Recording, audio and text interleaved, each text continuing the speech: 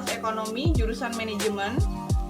Di sini saya akan menjelaskan materi tentang pajak, khususnya pajak penghasilan pasal 21 sampai dengan pajak penghasilan pasal 26. Dan sebelumnya, saya akan menjelaskan sedikit tentang apa itu pajak. Pajak adalah pungutan wajib dari rakyat untuk negara, dan setiap sen uang yang dibayarkan oleh rakyat itu akan masuk ke dalam pos pendapatan negara dari sektor pajak. Dan penggunaannya ini untuk membiayai pembelanjaan pemerintah daerah maupun pemerintah pusat. Tentunya pajak ini digunakan untuk kepentingan umum, bukan untuk kepentingan pribadi, seperti fasilitas umum untuk kesejahteraan masyarakatnya itu sendiri. Dan selanjutnya, saya akan menjelaskan tentang PPh pasal 21.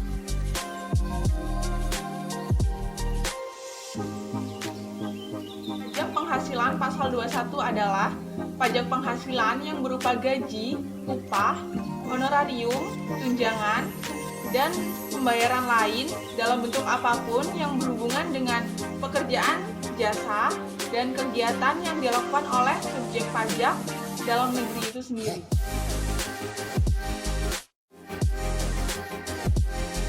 Selanjutnya adalah pajak penghasilan pasal 22.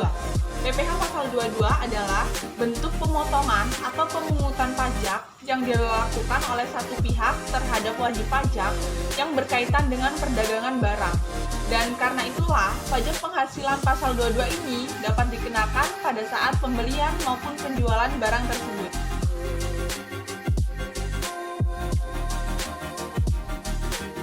Selanjutnya adalah pajak penghasilan pasal 23. Pajak penghasilan pasal 23 adalah pajak yang dikenakan pada penghasilan atas modal, penyerahan jasa, hadiah, dan penghargaan selain yang telah dipotong PPh pasal 21. Dan ini terjadi adanya interaksi antara penjual dan pembeli, dan pihak pembeli akan memotong dan melaporkan PPh pasal 23 tersebut kepada kantor pajak.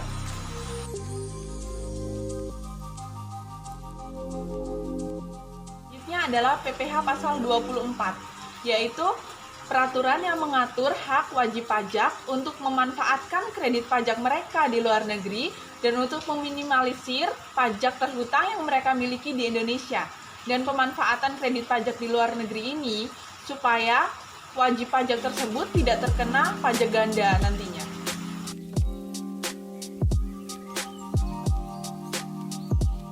PPh pasal 25 atau pajak penghasilan pasal 25 adalah pajak yang dibayarkan secara angsuran.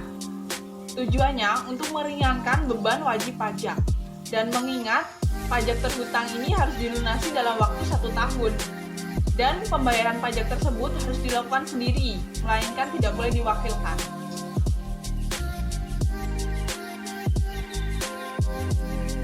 Selanjutnya yang terakhir adalah pajak penghasilan pasal 26 atau pajak penghasilan yang dikenakan dari penghasilan wajib pajak luar negeri dari Indonesia selain bentuk usaha tetap. Nah, semua badan usaha yang melakukan transaksi pembayaran kepada wajib pajak luar negeri ini diwajibkan untuk melakukan pemotongan PPh pasal 26 tersebut terhadap transaksi tersebut.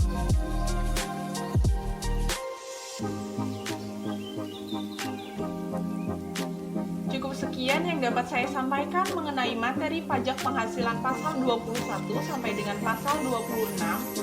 Saya Messi Mandasari, thanks for watching and bye.